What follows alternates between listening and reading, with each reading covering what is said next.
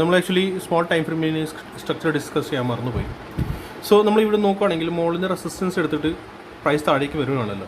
So നമ്മളിവിടെ count ചെയ്യണമെങ്കിൽ 1, 2, 3, 4 and 5. Okay, ഈ 5 മൂവ്സാണ് ഇപ്പോൾ നിഫ്റ്റിയിൽ നമ്മുടെ കഴിഞ്ഞേക്കുന്നത്. ഓക്കെ, ഇതുപോലത്തെ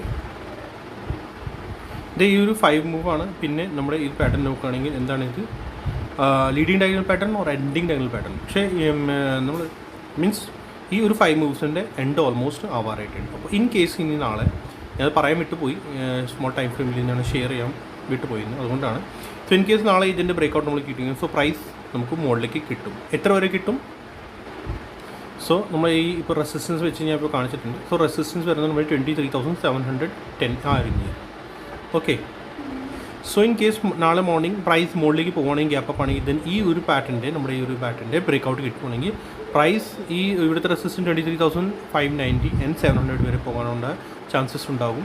ഇതിൻ്റെ അബവ് പോകാൻ പാടില്ല. 23,700 അതിൻ്റെ അബവ് പോകാൻ പാടില്ല, അല്ലെങ്കിൽ സ്ട്രക്ചർ ചേഞ്ച് ആകും, ബുള്ളിഷിലേക്ക് മാറും.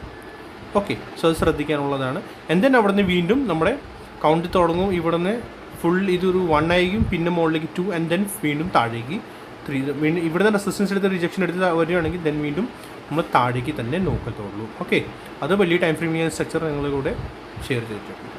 Okay, so see you next video. Like ചെയ്യുക, സബ്സ്ക്രൈബ് ചെയ്യുക, ഷെയർ.